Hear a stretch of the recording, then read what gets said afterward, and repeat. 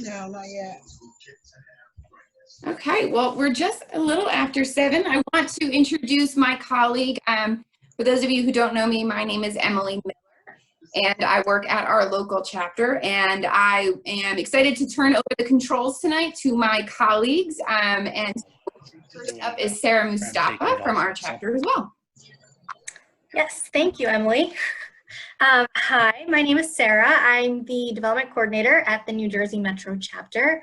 Thank you everybody for coming in and joining us today. Just some housekeeping rules. Everybody's been muted upon entry. We ask that you stay muted as Dr. Frank is presenting, and hold all of your questions until the end. From there, you can take your questions into the chat box, and we'll take it from there. And now I'd like to introduce Dr. Frank Martin. He is the Associate Director of Research and lead of the Beta Cell Regeneration and Survival Program at JDRF. He's responsible for all aspects of the regeneration portfolio, including identifying agents that promote beta cell survival and/or proliferation, determining therapies for preclinical and clinical research, and implementing and managing industry partnerships for type 1 diabetes. He also functions as a contributing scientist to the prevention complications and immunotherapies programs, in addition to his role in beta cell regeneration. So Dr. Frank Martin, take the floor.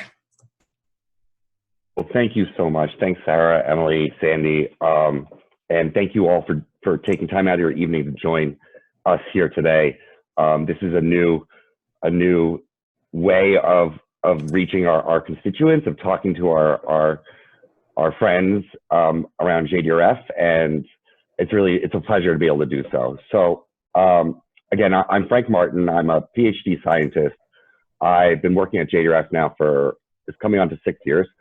And my training was really around drug development and autoimmune disease. But at JDRF, I've been working more around how and why your beta cells, your insulin producing cells, how and why they become attacked and destroyed during the course of type 1 diabetes. And based on that knowledge, trying to find ways to protect them or even increase their numbers. So before I get started, I do want to point out it's really great to see some JDRF colleagues on the phone here. And just so you all know, there's also some JDRF funded scientists on the phone. And I'm really happy to see them.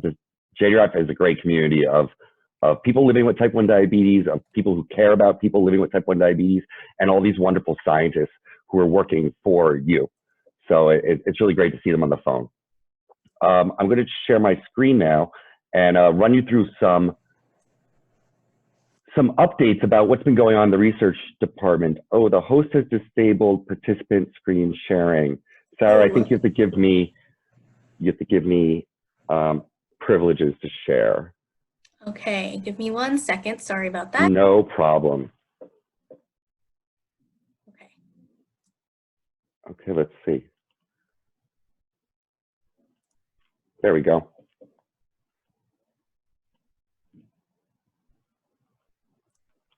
Let me just blow that up. Awesome. So what JDRF does is work toward and champion toward a world without type 1 diabetes. And a priority of ours is to find and bring into your hands a cure for type 1. That is the main priority, the main mission of our organization. And so today I'm going to focus on some findings from different therapeutic areas in our program that are dedicated to curing your type 1. So in order to really cure your type 1 diabetes, there are 2 aspects of the disease that need to be addressed.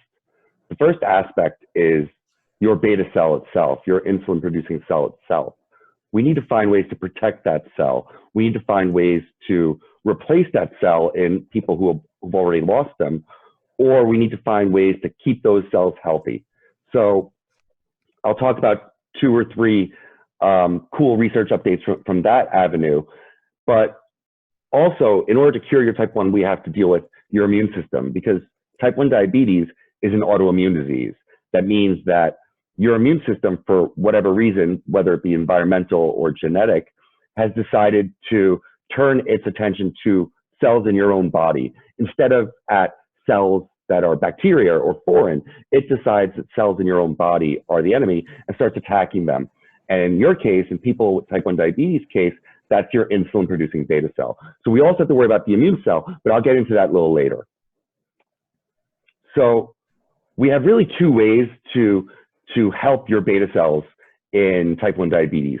One way is to replace your beta cells, to find beta cells from somewhere else and get them into you so that you can make insulin again.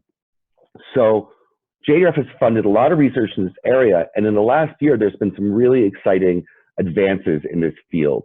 In particular, the one I'm highlighting here is from a company called Vertex, and really it's a company called SEMA. So JDRF has funded research from an academic called, his name is Doug Melton, to develop stem cell-based methods to generate beta cells. So what he does is he takes stem cells and he turns those cells into beta cells that then he can take and put into people with type 1 diabetes. So JDRF had funded the basic research and then helped Doug Melton and the company that he formed, SEMA Therapeutics, start to develop that into a therapy. And just this past year, SEMA was acquired by a larger company called Vertex Pharmaceuticals. This is really exciting and really important for this type of therapy because we need a pharmaceutical company to be able to develop the therapies into such a way that they'll get into your hands. And if you look at the news about this, this was the largest company acquisition that's ever occurred in type 1 diabetes. It was almost $1 billion that Vertex spent to buy out this important therapeutic area. So we're really excited about this. We're really excited about how this, in the next couple of years, will help people with type 1 diabetes. And again, this is people who are already living with type 1 diabetes, who maybe are on pumps or taking multiple daily injections. This will be a way to replace those devices, to replace those multiple daily injections by taking beta cells that are in maybe a little tea bag device and putting them into your body. In addition, there's other ways we can improve your beta cells in type 1. And those are ways that we're developing drugs to help your own beta cells survive better. Because everyone who has type 1 diabetes, almost everyone still has beta cells. They're not all gone. A lot of them are gone, and in some cases they've stopped working normally, but they're still there. So one thing we can do is we can look for ways to encourage or coax your remaining beta cells to start multiplying.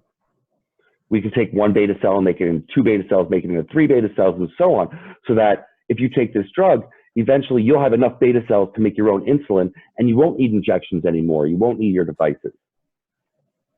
In addition, we're looking for ways. I see Russell dancing. That's also awesome, Russell. We're as excited as you are. So in addition, we want to find ways to try and slow the destruction of your beta cells, to slow the loss of your beta cells that happens over the course of your life in type 1 diabetes. So we've supported research to look for therapies that can do this. And a story I'll tell you next is about a drug called verapamil that one of the JDRF funded investigators, Anas Shalev, found was able to do just this. So last year, the result of a long process of JDRF funded research resulted in these results I'm showing you here. So over the course of the last couple of years, we've been funding Anas Shalev and others to look for drugs that could help preserve your beta cells, to help nurture them, to help keep them alive and protect them from autoimmune destruction. Anas found this particular drug called verapamil, which is a blood pressure or migraine drug that's been around for a long time. She found that this drug was able to help beta cells be healthier. And so JDRF funded her to study this in the lab, in animals or in cells in a dish, and helped her get enough information to say, oh my, this is good. We need to now test this in people. So a couple of years ago, Anat ran a clinical trial using verapamil in people who have been recently diagnosed with type 1 diabetes. And what we're looking at here are the results of that trial. So normally, if you're not taking any sort of protective drug, you'll continue to lose your ability to make insulin. That's here in this black line. and here we call it C-peptide. So people over the course of a couple of years will continue to lose their ability to produce insulin. What Anat found is that when she gave people verapamil, these people didn't lose their ability to produce insulin. In fact, at the beginning, they increased their ability to produce insulin. So this drug really slowed the progression of their disease. And something that made us very excited, because this is really the first time we've seen this with a drug that was targeted specifically to your beta cell. So it's really important for us to move these findings along and develop these further. This, what I'm showing you here, was just a really small clinical trial. So what JDRF is doing now, and has been doing for the past year or so, is trying to find out if, one, will drugs like verapamil be useful in different ages or stages of type 1 diabetes? I hope most of you know that there's different stages of type 1 diabetes. People who are living with type 1 diabetes right now are in what we call stage 3. These people require insulin and will require insulin for the rest of their lives.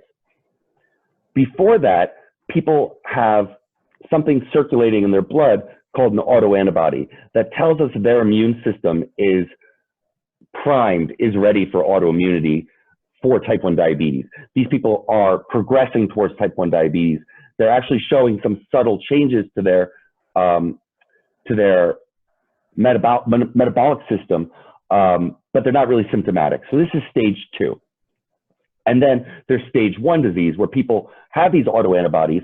They have these signs that they are at risk for type 1 diabetes, but they haven't started showing any metabolic changes yet. So it's really important for us to test these sorts of therapies in different ages and stages of the disease, because you can envision that if a person still has most of their insulin producing abilities, if I were to start preserving their beta cells, then they might never need insulin therapy. So what I'm showing you here on the left is one example of that, where we're starting to test verapamil in children and in adolescents. And this is actually a really cool study that's going on at the University of Minnesota, where the investigators are also looking to see if, when people are on pumps, does verapamil make their glucose control better? Does it make living with type 1 diabetes easier? So we're going to see the combination of a device and a drug for the first time. So this study's recruiting right now, and we hope in the next year or so, or maybe 2 years, we'll start to see the results of this study. Now, here on the right side, there's a direct follow-up of the slide I showed you before. So the study that Anat Shalev did was a small clinical trial. She really only looked at maybe 13 people with type 1 diabetes and 11 people who didn't have the disease. It's enough to get an idea if the drug is going to work, but it's really enough to make a judgment as to whether or not it's going to work for everyone. So we are working with a consortium in Europe called Inodia to run a large phase 2 clinical trial. A lot more people, and we'll start that in the next couple of months to see if the results of the first trial hold true in the second trial. This is a really important next step for us trying to move verapamil into the hands of people living with type 1 diabetes. We need this sort of data that's going to come from this new trial for us to talk to the FDA, or for us to talk to the EMA, the European Medical Association, to convince them to advise doctors to prescribe verapamil to their patients. So we're proud of both of these studies. And what I should say is these studies wouldn't happen if, one, JDRF wasn't here, because a drug like verapamil is a generic drug. There's no company around who's going to be able to, or interested in, bringing that drug into the hands of people with type 1. They're not going to run the clinical trials. So an organization like JDRF has to do that. And we're doing so by collaborating with other organizations like Diabetes UK, Inodia, or TrialNet. Also, these studies are all dependent on money that you guys raise for us. JDRF is entirely dependent on fundraised dollars that pour into our research. So if we don't have those dollars, we can't fund important studies like this. So I'm going to move on to some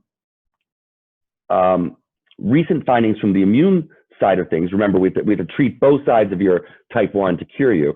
So recently we have, our immune program is looking at a couple different ways to help your immune system. It wants to kill the cells that are trying to kill your beta cells, because you have these immune cells that are floating around called T cells or T effector cells.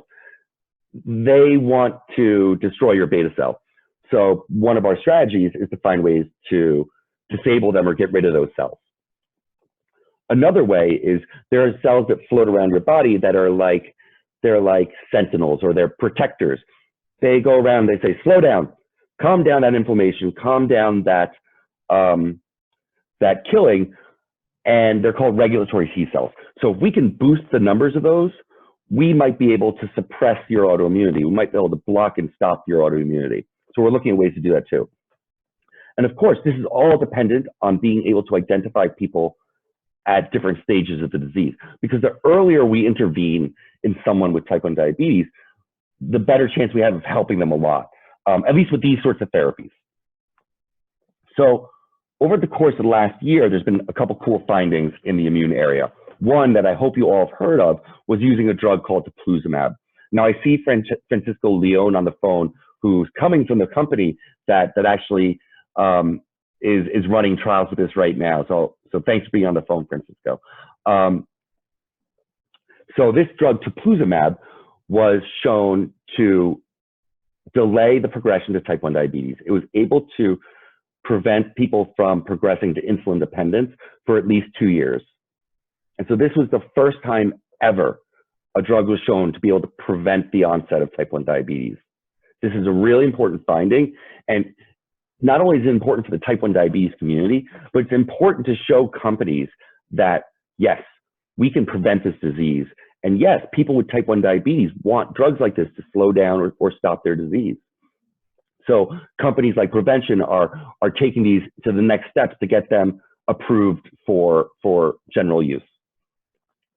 JDRF has also started partnering with other agencies to start to learn about other autoimmune diseases and how they might overlap with type 1 diabetes, because a lot of autoimmune diseases are the same. Your immune cells want to destroy some part of your body. So in diseases like rheumatoid arthritis, your immune cells want to destroy your joints. In diseases like multiple sclerosis, it's the nerves that control your muscles. In diseases like alopecia, it's the cells that make your hair. There's not too many differences there. So it makes sense that drugs that might work in those diseases might help people with type 1 diabetes too. So this partnership with the Helmsley Charitable Trust and the Parker Institute and groups working on cancer immunotherapy are looking just at that. And then again, there was another cool trial that was announced last year where ATG, a drug that's used for transplant, was shown to function as a beta cell preservation agent. It was able to slow disease progression. And similar to what we're doing with verapamil, this trial is being repeated in a larger fashion. So we can make sure that, one, we know the right dose to give someone living with type 1 diabetes, and two, we know that the data will hold out. The data will be still strong. The drug will be applicable to a lot of people with type 1. And this trial is going on with that Inodia consortium that I mentioned before. Okay, so I'm talking really fast because I want to give us some time to have questions and answers. But I wanted to leave you with one thing that's just brand new, that's just starting, and this correlates with type 1 diabetes being similar to other autoimmune diseases. And now you can tell these slides aren't as nice because I made these slides. I didn't have my buddies at JDRF Communications making these slides for me, but I made them earlier today. So I'm going to tell you a little bit about a class of drug called a JAK inhibitor. JAK inhibitors are anti-inflammatory drugs that have lately been showing a lot of success in other autoimmune diseases. You might see commercials on TV for a drug called Xeljanz. Xeljanz is one of these JAK inhibitors. So basically what they do is they block inflammation. They block the way your immune cells are. They block angry immune cells, and they block immune cells from killing either your joints or your nerves, or in the case of type 1 diabetes, maybe your beta cells. So JDRF has been funding academic scientists. Her name's Helen Thomas, and she's out of Australia. We've been funding her for a long time now. I think it's 7 or more years to study just this. To study, will JAK inhibitors help someone in type 1 diabetes? And we've been supporting Helen to do all the laboratory-based work. where she tested this in animals and she tested this in human cells in fishes. And then we started introducing Helen to the companies that had these drugs so that we could eventually get our hands on one of these drugs to run a clinical trial. So it turns out that all the data that Helen generated was really important for her and her colleague Thomas Kay to convince a company to provide one of these JAK inhibitors for the first ever clinical trial of one of these drugs in type 1 diabetes. And that trial is going to be starting this summer in Australia. The title of the trial is a phase 2 randomized placebo-controlled study investigating the safety, tolerability, and efficacy of baricitinib, that's JAK inhibitor, in new onset type 1 diabetes. And this trial is going to start in Australia. And something that we're really proud of, that JDRF is really proud of, this is a great example of JDRF strategically funding research that we saw and an academic believed might help someone with type 1 diabetes, and following and supporting this research for a number of years until we're finally getting to a point where we can see in people, is this going to help someone? And so this is just a start. Now we're having conversations with other companies that have drugs like this to see if they might be interested in working with people with type 1 diabetes. So a lot of our role as scientists at JDRF is to convince companies to turn their attention to type 1 diabetes, to tell them that this is an important disease. This is a disease where people are looking for drugs that might cure their disease. And we do everything we're in our power to get them interested and get them involved in type 1 diabetes. So everyone, this is my last slide. I might have been a little sciencey. I wanted to leave a good bit of time for questions. So I'm just going to go here to Q&A and let Sarah point me towards the questions that are coming up. Thank you very much. Thank you, Frank. Yeah, if you have questions, please drop them in the chat. We still have a good 10 minutes.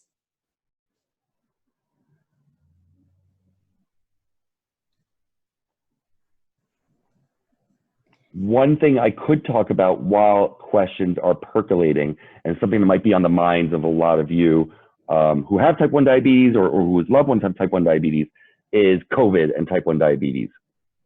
And I would direct you for more detailed information to the JDRF website, jdrf.org. But what we've learned so far is that people with type 1 diabetes are not at a higher risk of catching COVID. There's no indication that they are at more risk than a person without type 1 diabetes of catching COVID. In fact, people with well-controlled type 1 diabetes are not at risk. What we do know, and what we are advising people to do, is make sure during this time to have enough of your insulin supplies on hand and know where to get them if you need more. And 2, check your blood sugars and ketones frequently. Just make sure that you're still in the ranges that you normally are in. And if anything looks funny, then you reach out to your endocrinologist. You reach out to your primary care physician and say, hey, something's funny. This might be COVID related, it might not. But use your blood sugar as a guide. We have a question from Danielle. Okay. Said, we banked my son, T1D son's umbilical cord blood when he was born. Is this something that may be useful for treatment or a cure in the future? It's great that you were able to do that, Danielle, banking umbilical cord blood for your child's future health. What we are doing at JDRF is, so umbilical cords are a source of stem cells. And the idea is that those stem cells could somehow be used in the future to help your child. I mentioned earlier that we have funded and supported research to take stem cells and turn them into insulin-producing beta cells. What JDRF has done in our approach has rather been to develop stem cells that can be used for everyone, so that if someone doesn't have the ability to, say, bank their umbilical cord blood, they still would have access to a therapy that is stem cell based that could help them. So as far as your type 1 diabetes is concerned, your umbilical cord blood is not going to be useful right now. It may be in the future, but we're developing therapies that are not quite that personalized. There are other diseases that stem cells from cord blood might be useful for, like oncology or cancer. Awesome. We have quite a few coming in. There's another one asking you to talk about screening for type 1 diabetes. Sure. So for those of you who have type 1, those of you who are recently diagnosed, as soon as you're diagnosed, you fall into a risk population. We know that people living with type 1 diabetes, that their immediate family members have a higher risk of type 1 than people not related to them. So there are JDRF supported and NIH supported groups. In the United States, it's called TrialNet, that runs a screening platform for people with type 1 diabetes. So if you're diagnosed, you can get screened for your risk factors, and your family members can get screened for risk factors. So these risk factors are called autoantibodies. And basically they take a blood test and see if you have or don't have these 1 or 2, 3 or 4 autoantibodies for type 1 diabetes. We know that if you have 2 or more of these type 1 diabetes autoantibodies, that your risk of getting type 1 diabetes in the next 5 years is very high. It approaches 100%. So in the past, we've heard that, especially if someone has a child that has type 1, well, why would I test my other child for these risk factors, for these autoantibodies? I know what type 1 diabetes looks like. I'll be able to diagnose it myself. And what we've actually learned is that that's not actually the case. Unfortunately, a lot of people are diagnosed with type 1 diabetes during a really severe, often hospital requiring event called diabetic ketoacidosis. It's a really dangerous event when your blood sugars go up really high and your body starts making ketones, which are really toxic to your body, and can cause some of your organs to shut down. This can be, unfortunately, a fatal event. JDRF funded research has found that if you screen for autoantibodies, if you can assess risk based on that, you can bring the risk of being diagnosed in this during this DKA event down to almost 0. So you can prevent DKA at diagnosis with detecting these autoantibodies. So it is something that, from a health perspective, is sort of important to do for you and your loved ones. Also, I mentioned teplizumab earlier, this drug, this anti-CD3 drug. Now we're getting to a time when we do have therapies that can prevent the onset of type 1 diabetes, that can prevent insulin dependence. So it's important to know your risk of the disease. If you find out that you're in a high risk category, it might make sense for you to consider drugs like teplizumab when hopefully it gets approved for your loved one to prevent their onset of type 1 diabetes symptoms. And we hope that teplizumab is just one example, just a first example of a whole battery of therapies that'll come into your hands in the near future. And we're doing everything we can now to keep pushing forward, to keep getting those therapies into your hands. I only mentioned a few examples today: teplizumab, verapamil, the stem cell or replacement-based therapeutics. There's 10 or 20 other, at least, just waiting to get out there. So there's more good things coming with your support. All right, and that's 7:30 on the dot. One last thing I wanted to mention. Somebody wants to know if they want to participate in clinical trials. Do you know where they should, what they should look up? That's an awesome question. I'm sorry I didn't talk about it earlier. Go directly to the JDRF website, jdrf.org. At the top of our website, I think at the end there's like resources for patients or patient portal, and you can pull down there, and there's a tool called the Clinical Trial Connector or something along those lines.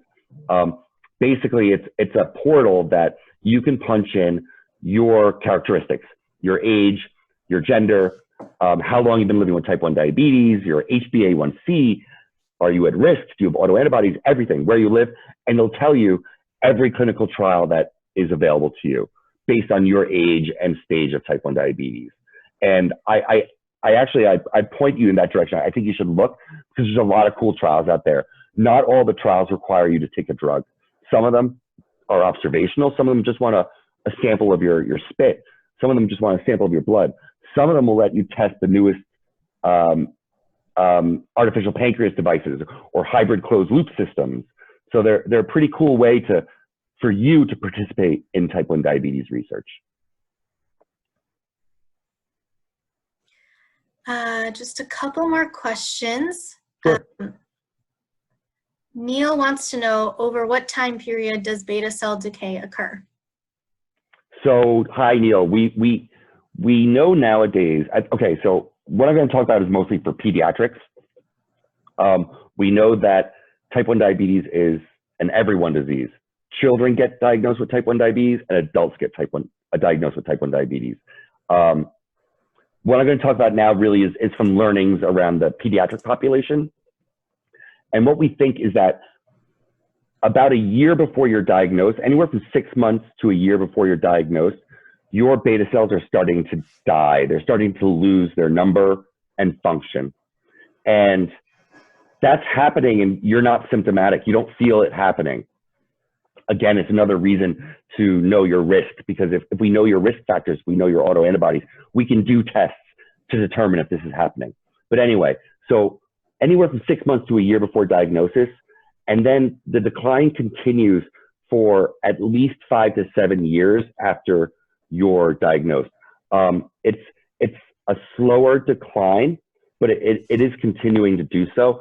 And some of the changes people may experience during this period are needing more insulin, having a hard time controlling their own blood sugar. They may have problems with their hypers and hypo.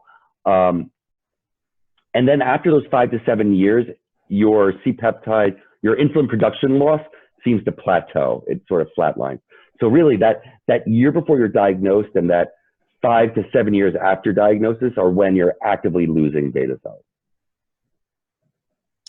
All right, and I think this is the last question. Sarah wants to know, in reference to the studies that are looking at implanting beta cells, what methods would be used to prevent the response of the immune system attacking new beta cells?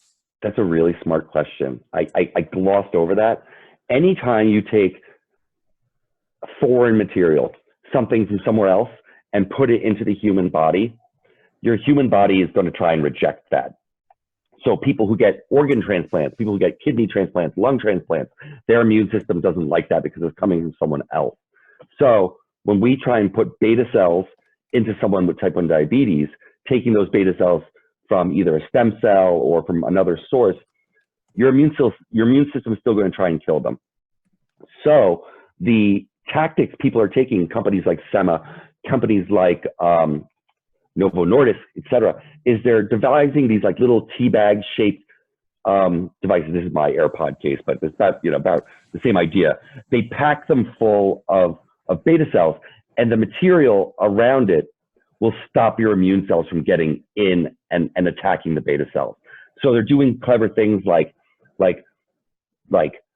decorating the surface with anti-inflammatory agents, or decorating the surface with drugs that might repel your immune system, or maybe changing the pore size of the material that houses your beta cells to prevent them from getting in. So we know we have to do that. Right now, people who get an islet transplant have to go under immunosuppression, that take drugs to tamp down their immune system.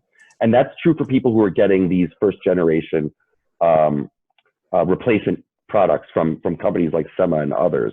The next generation will have a level of immune protection on them so that a person won't have to take an immunosuppressant drug. Great. If you have time, we got one more question just now. Yeah. Great. So this person says, wonderful presentation, Frank. Thank you. Just wondering if C-peptide is still the best measure in clinical trials. It's a really good question. So things that your doctor worries about when you're living with type 1 is really how much insulin you're able to make. And one of the ways they look at that is by measuring your HbA1c. A lot of you are probably familiar with HbA1c. So they measure that, and that tells them how well you're producing insulin, how well your body's managing its blood sugar. When we do clinical testing, we can actually do more specific tests to see how your beta cells, your pancreas is functioning. And what we do is we measure a piece of insulin. Insulin is produced in a long your body produces a long fragment and then cuts it. And then that insulin is what your body uses to control your blood sugar. And then this other piece is something called C-peptide. And we can measure C-peptide. They're both secreted from your beta cells at the same time. So we can measure C-peptide and know how much insulin you're producing. And we really like this as an outcome for telling us whether or not a drug is helping to preserve your beta cells or increase your beta cells function, because it tells us, are you really making insulin? And that really, at the end of the day, is the most important thing. There are some other things your beta cells can make. I said earlier that your beta cells lose function and die. People who are living with type 1 diabetes for a long time still have beta cells, but they're not functioning correctly. They're not actually cutting up this insulin correctly. And what they're doing is they're secreting an unfinished product, as it were. And what they do is they secrete something called proinsulin. And we can measure proinsulin in your body and say, hey, that person still has beta cells, but they're not working the way they should be. Maybe we should give them a drug to help them to work correctly. So it's just another blood test that we can do to really dig down and know exactly what your beta cells are doing or not doing, and then tailor your therapeutics appropriately. So we're looking forward to a time that will hopefully give your endocrinologist a toolbox of therapies that, based on the characteristics of your very type 1 diabetes, whether it be insulin resistance or whether it be, quiet or sleeping beta cells that don't want to function too well, or maybe you just don't have enough beta cells, but then your doctor can decide, well, this therapy is the right therapy for this person, and this therapy is the right therapy for that person. Awesome. Thank you so much, Frank. That was wonderful. Thank you. Thank you for tuning in with us tonight. I hope you all have a wonderful night, and I hope you all tune in on Saturday for the Power of Us, our virtual event. I hope you do too. I'll try and join, okay, guys? Thank you very, very much. Thank you. Bye now.